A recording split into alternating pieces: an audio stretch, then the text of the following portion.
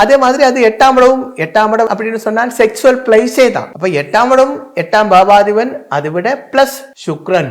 எப்பவும் ஒரு பாவத்தை பற்றி திங்க் பண்ணும் போது இந்த 3 கிரகங்களை சேர்த்து தான் திங்க் பண்ண வேண்டும். 2ஆம் இடத்தை பற்றி சொல்லும் போது 2ஆம் இடம், 2ஆம் இடத்துக்கு அதிபன், அதாவது 2ஆம் இடத்தில் இருக்கப்பட்ட கிரகம், 2ஆம் இடத்துக்கு அதிபன் எங்க இருக்கோ அது.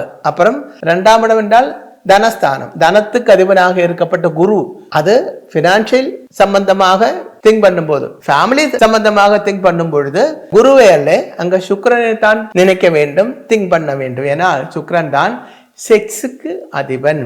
அப்ப சுக்கிரனை கொண்டு ஒரு ஆளோட காம உணர்ச்சி எந்த அளவுக்கு இருக்கு அப்படின்னு தெரியும். எப்பவும் ஜாதகம் பார்க்கும் பொழுது ஸ்திரீ ஜாதகத்தில் சுக்கிரனோட பவர் கம்மியாக இருக்க வேண்டும், புருஷ ஜாதகத்தில் அது கொஞ்சம் அதிகமாக இருக்க வேண்டும். அப்படி இருந்தால் மட்டும்தான் தாம்பத்திய வாழ்க்கை சந்தோஷகரமாக இருக்கும்.